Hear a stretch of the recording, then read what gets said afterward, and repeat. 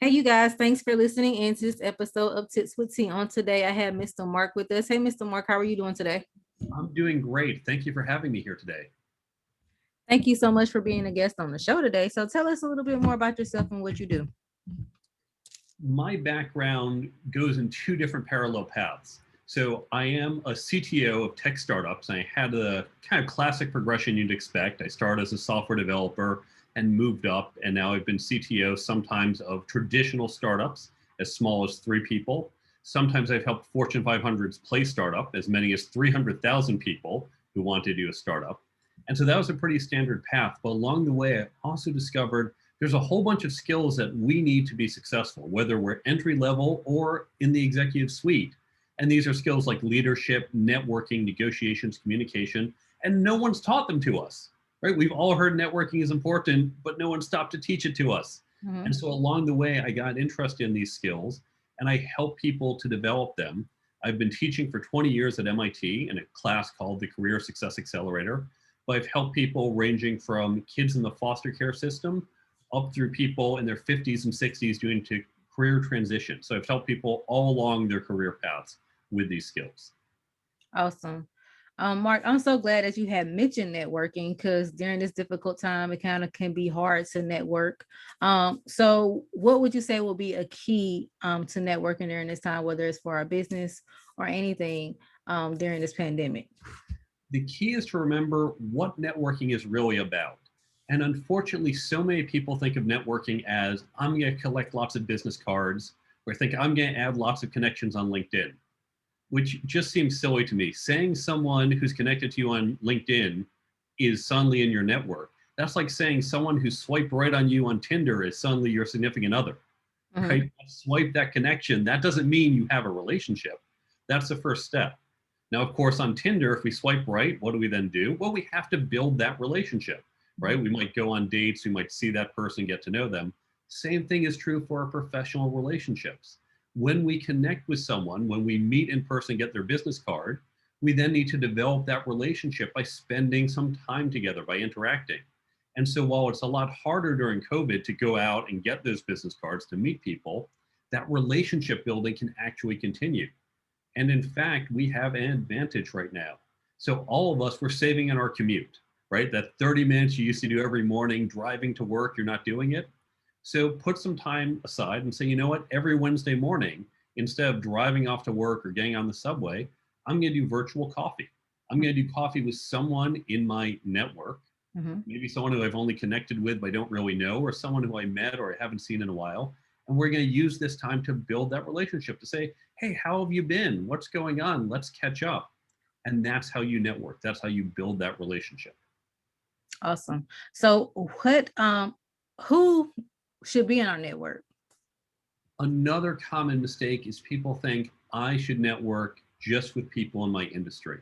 Mhm. And while it's certainly true, if, for example, you work in ad tech, okay, meet people in ad tech. They're good people to know, but you never know who else might bring some value to your network. You might find out that your minister's spouse is actually part of a company that could be a customer for you, a partner, Mhm. right? A supplier. And Mhm. it's a minister, right? Why? I don't need to know a minister. The clergy aren't really worried about ad tech, but that minister knows lots of other people. So when we think about networking, we want to think about not just what that individual does, but all of us bring to our networks everyone else in our network. And when you add someone to your network, you're adding everyone they know. And Mhm. that's a very diverse set. Even beyond that, you never know when you might need access to this domain. So I'll use the minister example again. Now, I'm a software engineer. I went to MIT, I work in tech. I know lots of software engineers, literally thousands of them. So if I meet another software engineer, okay, great, that's useful. Always good to know more people. But odds are they don't have some deep insight they never thought of before. Odds are they don't have some access to someone who I can't get to otherwise. Mhm. That doesn't mean I should say, oh, forget, why even bother? Relationships are always good. You never know. This person's spouse or someone in their network might be a great future connection or might have access to something I'm looking for in the future. Mhm. I will meet them. But let's consider now if I do meet a minister, and I have a couple friends who are clergy, Now, at MIT, we don't have a lot of clergy. Not a lot of MIT alums go on to be clergy. Mm-hmm. In my work, working in tech, I don't meet a lot of clergy. They're not hanging around the conferences. So when I meet someone and bring them into my network, when I have these two friends who are clergy, what they do know are hundreds of other clergy, right? They went to school with them. They go to conferences of other religious people. And so if I ever need to get into that community, even knowing one or two, they give me access to hundreds. In a way, just knowing another engineer doesn't add a lot of diversity to my network. Mm-hmm. So yes, meet people in your industry, but also think about meeting people across industries, across fields where you might not say, what can you do for me today? Because that's not what networking is about. It's about diversity. It really is. I had decided that it was because since I'm in a small area, I was going to join like the business networking groups. And I'm glad you said that about diversity, because you never know who you might need to render a service from, or who eventually can, render a service from you. But it's just having that person within your network um it's a good thing to have. And so like I was just looking at this different network to join, and it's basically had where you can get like real estate agents and financial analysis and like plumbers and IT people, all these things that they're not in the same industry, but you never know like when you might need an IT person to fix your computer, or you need like a social media marketer to market your social media for you. So it's good to have a broad network. And then like you said, by you networking with them, they can introduce you to their network. Absolutely. And even if you say, I know I will never need this person, I will never need this skill. Here's a person, for example, who designs hotel lobbies. Okay, I don't plan on owning a hotel. I don't think I ever will.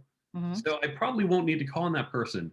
But chances are I know at least for my network, I know people who do design hotels, right? And so some of them may need someone who designs hotel lobbies, right? So you can also think about this diversity. Even if you say, I don't think I would ever use this service, if someone in your network in the future might, isn't it great to have this connection? And then you can connect two people and help them both. Mm-hmm. And that's really powerful when you're networking. It is. So when will you say it will be a good time for people to start networking? Yesterday. Yesterday. This is another mistake people make. So let me do the following analogy. Suppose right now you needed to borrow $10,000. Mm-hmm. Who are you going to ask? Are you Mm-hmm. going to ask the person you met yesterday? Mm-hmm. Are you going to ask someone who you've known for 6 months? Or are you going to ask someone you've known for 20 years? Right? Who's most likely to give it to you? It's the people with whom you have the longest relationships, the most Mm-hmm. trust. And unfortunately, so many people think, oh, I need a job. Okay, I'm going to go out. Time to network, right? Time to go out and just get those business cards and go, hey, great to meet you. So listen, do you have a job for me? No? Okay, next. Hey, you, we haven't met, but I want to know if you have a job for me, right? And you're just meeting people saying, I need, I want. Mm-hmm. But if, on the other hand, you've known these people a while, you've built that relationship, there's trust, you've helped them, then when you approach them and say, I need some help, they're much more likely to help you. Now, Mm-hmm. passing along a resume isn't very costly. So, yeah, most of us get away with it when we're hunting for a job. Like, yeah, sure, okay, I'll pass your resume to HR. But when you need something bigger, when you need the introduction for a partnership or a sales pitch, or to borrow that metaphorical $10,000, it should be someone who's been in your network a while, with whom you have that deep relationship. And you can't build that in a day. You need to have started months or years ago to develop that relationship. So it's okay if you haven't done it yet, but start today and develop the relationships for tomorrow. Awesome. Awesome. So I guess what is the proper way to make an introduction when we're networking? This is something I've unfortunately seen people just they miss opportunities here, because I've seen too many people say, "Oh, hey Tay, this is Jim. You guys should meet." Mm-hmm. Okay, I guess I should, but you don't always have context. I've even seen the case where you're both just, I did the email and you're both sitting there saying, well, is Jim going to email me? Is Tim Mm-hmm. going to email me? Mm-hmm. And you're waiting around. So really, when you make introductions, especially business introductions, professional introductions, Start by reaching out to each individually and saying, hey, I've got someone who I think you should meet. Are you okay with this? Mhm. Right? Are you interested? Because you might say, you know what, I don't want to. I've met enough people in this area, or I don't have time because I don't want to do the introduction. Hey, you two meet. And the one's like, yeah, I don't have time for this. What Mhm. a terrible experience for the other person. Mhm. So I want to make sure independently you're both up for this. And now that you've committed, now you said, yes, okay, I am open to doing this. You've kind of committed to it. It's harder for you to back out once I make the introduction. So then you do the introduction and give that context. Now, if I'm doing this at a party where you're both there, it's a little easier. Right? Like, hey, Tay, meet Jim. Okay, you guys both work in clean water solutions. So you have a lot to discuss. Right, you can take it from there. If I'm doing it from email, I want to make sure we are clear on the next step. Who's going to take the next step? So you don't have that awkwardness of should he send it? Should I send it? And so that's on me as the person making the introduction to make sure it goes smoothly. Awesome. So I guess how would you say our introductions can be a powerful tool for us? Introducing people, this is one of the best things you can do as a networker. Now, we often think of our network as, right, I need that help, right? I need you to pass my resume to HR. I need to borrow $10,000. And so I'm asking the other person to do something, to make some effort. And that's time, and that's fine. That's what our networks are for. But when you introduce two people, right, introductions take just a few minutes. And what you're doing is you're helping two people at once, right? They're both getting help. They're both getting not only a job, but an employee, Mhm. right? They're both getting a new partnership. You're doubling the amount of goodwill you're putting out into your network. You're doubling the amount of people you can help. So I always think about how can I connect people, Mhm. because now I'm going to be helping even more people at once. And every master networker is thinking about who can I introduce, what introductions can I make, not just for the sake of the introduction, but who has value for who else in my network and how do I connect them? Yeah. But okay. So what are some ways that some people tend to misuse networking so we can avoid that so we can get like the full potential out of networking um that we possibly can? Yeah, unfortunately, it gets misused in a number of different ways. Mhm. The first, of course, is that I'm coming just to get something now, get something immediate. Right? I'm saying, hey, nice to meet you. Can I borrow $10,000? Mhm. That's not networking, right? That's asking. It goes back to I need to build that relationship and not just think about taking. One big pet peeve of mine is people totally misunderstand this and they pretend that their sales are networking. I have so many salespeople and recruiters coming to me saying, hey, I'd like to network with you a little and chat about my need. Right? I'd like to network with you and tell you about how I want to place people at your company. That's not networking, that's selling me. Mhm. And that's fine if you want to sell me, you're a salesperson, but don't pretend it's networking. Or they say, hey, I don't know if you're the right person, but let's network a little and you can introduce me to the right person. Yeah, I could. But again, I'm going to say, hey, look, coworker, friend, person I know, here's a stranger I've never met and they want something from you. So I'm going to connect the two of you because I'm sure that's what you want, right? We all want to sit around and say, why can't more strangers come and ask me for things, Mhm. right? And we think that's networking, but that's not. That's basically helping out some person saying, I need, some stranger saying, I need, and now burning some of the equity you have with your friends and network to help out this stranger with what they want. It should always be about helping your network with what your network wants and needs. If a stranger comes in and asks for something, then you need to determine is there any value that someone in the network can get that's worth it and fine, it helps the stranger. But unfortunately, too many people mistake sales for networking. And it is really just ruining the very concept of networking for all of us. Mhm. It really does. It really does. I I like I said, I was interested in getting into this group. And I think what had kind of attracted me to the group was it wasn't saying, hey, I'm trying to sell you something. It's hey, we're kind of in like the same industry. Can we collaborate when it comes to helping the women in the community as far as with financial planning and things like that. And I think that's kind of what draw me, because it's like, okay, they're not trying to sell me anything, but they want to work together on a particular project that could be, like you said, beneficial to my network. So those things are different. Yeah, those groups, these are fantastic groups. And really, as you go further in your career, find these groups, Mhm. whether it's some local meetup group or whether it's just some organization. So I'm a member of a couple different executive groups, and we're a bunch of, in one case, CTOs, and another, we're a bunch of founders. And we're just there to help each other because we know Mhm. we have similar problems. Those are wonderful groups to join and build those relationships. And you have to look at how the group works. So I'm part of two technical executive groups. And one, we're very collaborative and we're always helping each other, supporting each other. We even hear stories about each other's families. We've gotten to know each other.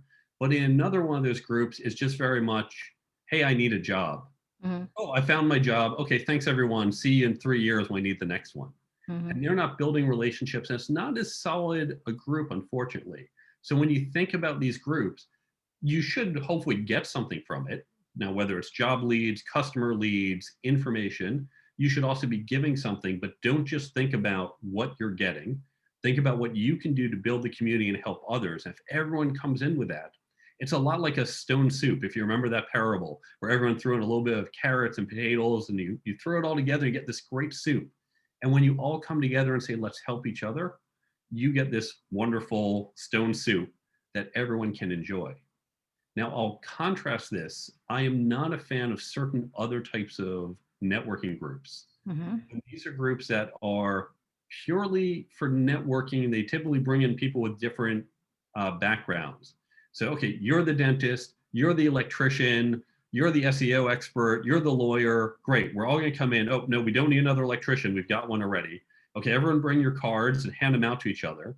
And so now when someone comes to me and say, do you know an electrician? I go, oh, yeah, here's Bob's card because Bob's in my group. And now in this case, am I recommending Bob because I like Bob, I trust Bob, I've seen Bob's work, or am I doing it because I showed up to the group and I was told Bob's the guy? If Mhm. anyone asks for electrician, it's Bob, Mhm. right? And that's not really using the power of networking, right? We're passing information, but the power of networking, it's trust. When I pass someone to you, when you come to me and say, look, Mark, I need a plumber. Do you know anyone? I say, yeah, I've got someone, right? Sarah, she fixed my whole kitchen. Sarah was great. Oh, you gotta use Sarah. She's reliable. She shows up on time. She's not going to overbill you. I am endorsing Sarah, and you feel much better about hiring Sarah, Mhm. right? Because you trust me and I trust Sarah. So I've done that. But when we take Bob from this group, I say, yeah, Bob. Well, why Bob? Well, Bob's in my group. Mhm. There's no trust there. There's no endorsement. Bob was just the guy who showed up. In Mhm. fact, Sarah showed up a day later, but they're like, nope, sorry, Bob's here. We can't take you, Sarah. And it's arbitrary. And Mhm. so the networking groups that just say, come in and these are the people and just pass along references, those aren't true references because you don't have that trust. So think carefully as you join networking groups. What is the purpose of the group? Is it to form a community where you can all benefit each other because you're learning and there might be referrals? Or is it just about widening someone's referral list? Mhm. Awesome. Well, thank you so much, Mr. Mark, for coming on the show today and talking to us. So tell us how we can get your book. You can go to my website, thecareertoolkitbook.com. And there, of course, you can click the link. It will take you to Amazon, Barnes & Noble, local bookstore. So you can buy it any of the usual places, physical or electronic. If you go to the website, you can also find a whole bunch of free resources. So I have a lot of free downloads, and I have some links that will help you develop these skills in yourself. There's a free app, and the app doesn't cost anything, doesn't take any data from you. When you read the book, I know when I read books like this, you quickly forget, oh yeah, that was a good tip, I think, and I forget it 3 weeks later. With the free app, it's in your pocket and it's like a daily affirmation that will help reinforce the lessons to make you more effective. Or you can open it, say, right before a networking event, say, what was it Mark said? Let me just open it up and get that quick refresher course. So you've got the app, you've got other resources, and of course you can contact me or follow me on different social media. Awesome. So the best way, what is the best way for us to contact you? Through social media? I put your social media handles up. So can they reach my email as well? Yeah, the form on the webpage is probably easiest, or you can do the email. Social media, I don't check those messages as often. You can try me there, but I definitely say start with the website. Awesome. Awesome. And if you guys want to get in contact with me, you can do so. My number is 910-317-0396. You can contact me by email at contact@mjfinancial.biz. If you guys want to schedule a consultation with me, you can do so by visiting the website, www.mjfinancial.biz. You can find this episode on Anchor, you guys, and you can also find the video for this interview on the YouTube channel for M&J Financial Management. And if anyone would like to be a guest on the show, a podcast show, Tips with T, just feel free to shoot me an email at contact@mjfinancial.biz. So thank you so much, Mr. Mark, for coming on the show today. I highly appreciate you telling us how to properly network and grow our businesses. Thank you for having me. It's been a pleasure. And all right, you guys, we will see you on the next episode of Tips with T.